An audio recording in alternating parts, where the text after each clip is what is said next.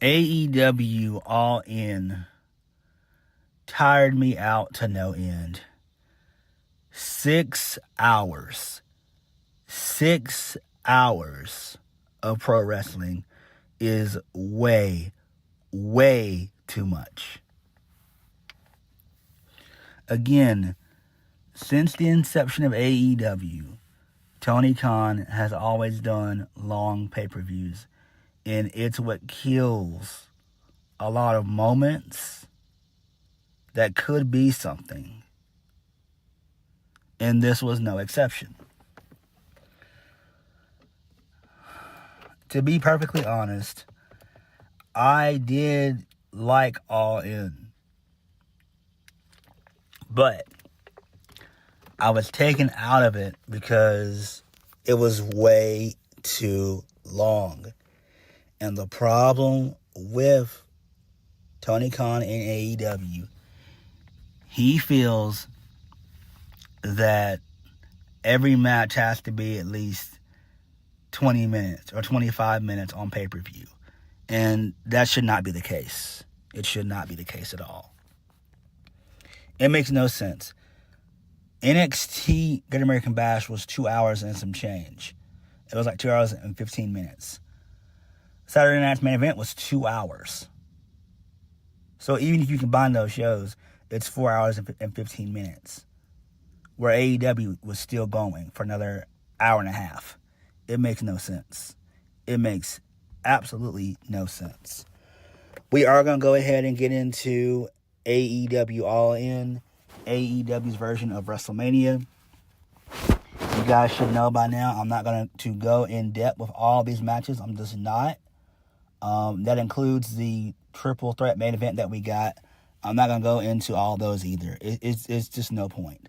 And to be perfectly honest, I was watching the Great American Bash as well as AEW, as well as All In. So I'm not going to really go in great length or detail on really what happened when it comes to All In. I'm just not. And at the same time, I was doing other things as well. So I was not, being attentive as I should because I was doing other things, but it is what it is. I was multitasking, basically. So let's go ahead and get into AEW All In. So we kicked the show off with the first match of the night, or should I say first match of the afternoon. The Death Riders versus the Ops for the AEW Trios World Championships. The Ops win. Who cares? This is a waste of time. This never should have taken place on the card. This should have actually taken place on Dynamite or Collision or even the pre-show. And that's what they should have done. But they didn't do that, so it is what it is. Post-match, the Death Riders, they beat up Samoa Joe. And they wrapped a chair around the neck of Samoa Joe. And Claudio stomped on it. And Joe's out. So Joe was stretchered out. So that's cool there. That's fine there. All right. Okay, moving on. The men's Casino Gauntlet. This thing took forever. MJF wins. So we had everyone in there from Kota Ibushi to Takeshita, Josh Alexander, Roderick Strong, Anthony Bowens, Mark Briscoe, and I think that was everybody that was in this thing. So, MJF wins. It makes perfect sense. But again, there was no Darby. Darby didn't show up until the main event, which was fine, and we'll talk about that. So, there's that. This makes perfect sense. But the thing about these Casino Gauntlets, they need to do what was done on Lucha Underground. I don't know if that was season 1, 2, or 3. It could have been all 3 of them. It should be where it's set up like a Royal Rumble, but at the same time, you can pin people and you can throw them over the top rope. That's what AEW should do, because we had not 1 but 2 Casino Gauntlets on this card, and to me, that was overkill. It didn't need to happen. It really did not. But the match here was so. I don't give a damn, really. Moving on. So Adam Cole comes out. He says that he's not going to talk about retiring. But he thanks AEW fans because they're the best damn wrestling fans in the world. The fans have supported Adam Cole across multiple promotions all over the world. The highest and lowest moments. And he'll love the fans forever. So then the Paragon, a.k.a. Undisputed Era, they show up and they embrace with Adam Cole. So basically Adam Cole is, I would assume, ill. It sucks. Adam Cole has had an awful time in AEW. Really, Adam Cole experienced a bunch of lows in AEW. I feel that Adam Cole would have been better if he would have stayed in WWE. And what I mean by that is, instead of him coming in to AEW back in 2021, when they had him and Bryan Danielson debut, he should have stuck around in WWE, and he should have waited, because Triple H came into power of 2022, midways in that year. So the middle part of that year he came into power. I think it was June or July he came into power. Maybe even August. No, because August was SummerSlam that year. No. So he came into power June or July of that year. So all Adam Cole had to do was just wait. And he chose not to wait, and now he suffered for it. And Adam Cole is extremely injury prone. I feel bad for him. I hope that he gets better. But I think Adam Cole, I think that ship has sailed. If I was Tony Khan, whenever he gets better, I feel like it's time for him to be released, and then that way he can go back to WWE and Triple H will take care of him. Really, because Adam Cole has not been the best. Adam Cole has been relatively weak in AEW. And this proves it. It's sad. You know, it's not good. And Adam Cole is, like, what hurts him is that he is so small and skinny. And that's the thing about it. He should be lifting weights and stuff like that. But it is what it is. But hopefully he gets better, and hopefully he improves. But it could be to where Adam Cole may possibly end up considering retiring, if we're being honest. And Adam Cole's what, 31, 32? No, actually, I think Adam Cole is, 35, 36. So, there is that. Moving on. So this leads us into the Fatal 4-Way to crown a new TNT champion. Dustin Rhodes, he wins. He defeats Kyle Fletcher, Sammy Guevara, and Daniel Garcia. I don't care about this shit at all. I really don't. This is a waste of time. Who cares? Moving on. This leads us into Swerve, Strickland, and Will Ospreay versus the Young Bucks. I do not give a damn about this. This was just a spot fest. That's really all this was. So basically, Swerve and Ospreay get the win via the house call, hidden blade combo. 1, 2, 3. That was great. So good stuff there. Makes perfect sense. But again, this is way too long. All right, moving on. This leads us into the women's Casino Gauntlet. So Chris Statlander was in this thing. Megan Bain was in this thing. Tekla was in this thing. Julia Hart was in here. Queen Ananama was in here. Sky Blue was in there. Mina Shirakawa. Thunder Rosa was in there. And the win came from Athena. So that was cool there. She ended up getting the win. So she ended up winning via the Eclipse for the 1, 2, 3. And so it makes sense. I guess that's fine, I guess. It's not really all that important. if we're being honest. Who really cares?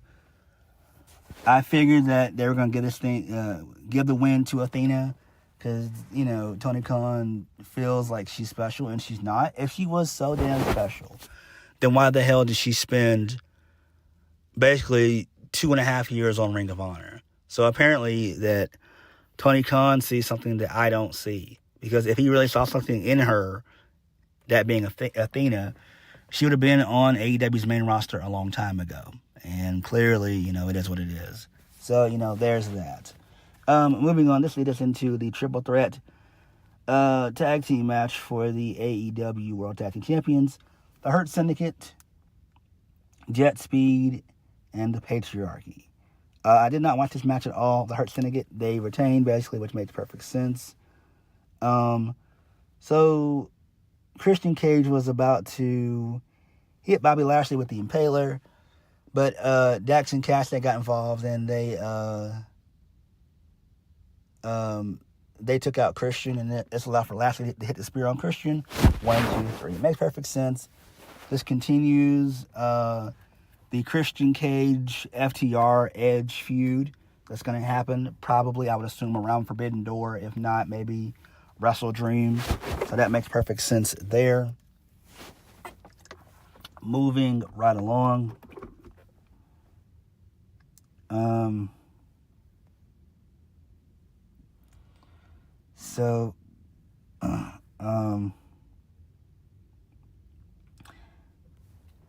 So basically, towards the end of the match, is that FTR, they beat up Christian Cage.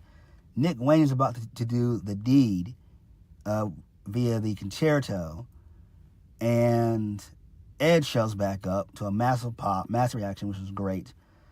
He hits a double spear on FTR, and then Edge is about to hit Christian with the Spike 2x4, aka Janice, aka Spike. So Edge helps up Christian Cage, and he tells him to go find himself. So, you know, that makes sense. So we are going to see the reuniting of Edge and Christian, which is fucking awesome. So that's good there. Really cool. Moving on. Mercedes Mone versus Toni Storm for the AEW Women's World Championship. This was the first of the triple threat main event that we got. Toni Storm wins. This match was hard-hitting and solid. A bunch of hip attacks here, drop kicks, bunch of counters, basically. Toni Storm ended up hitting not one, but 3 Storm Zeros. Mercedes kicked out.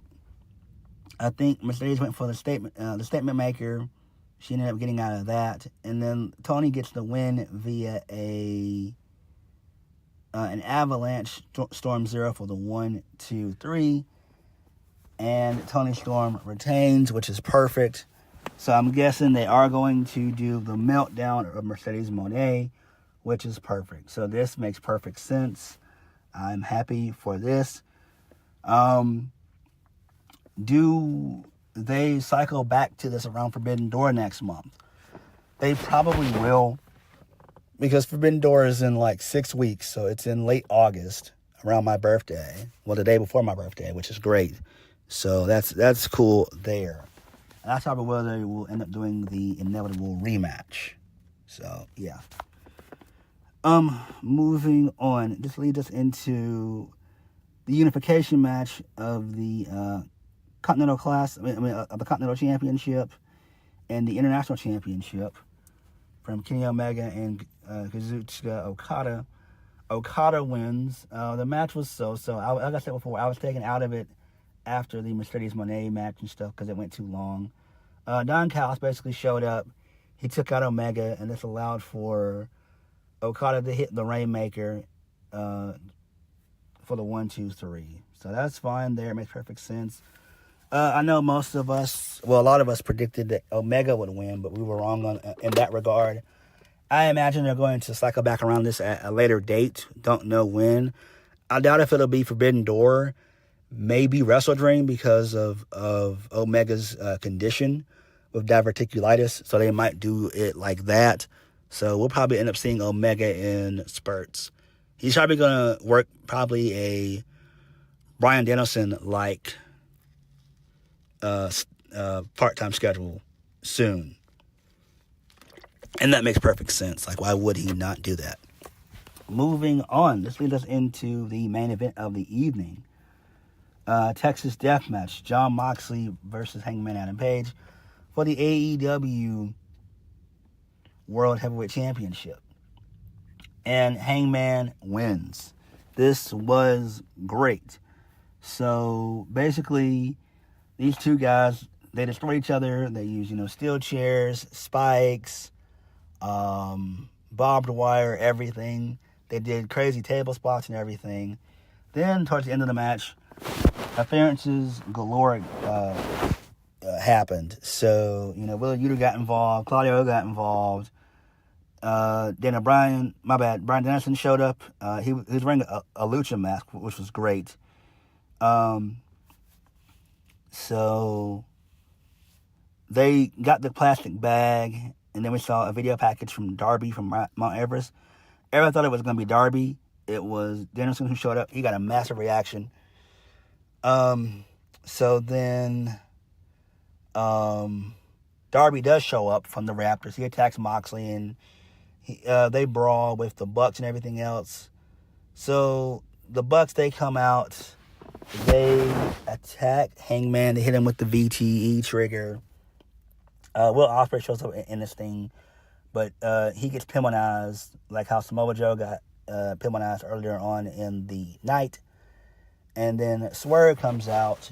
He handcuffs Marina Shafir to the briefcase, that being Prince Nana.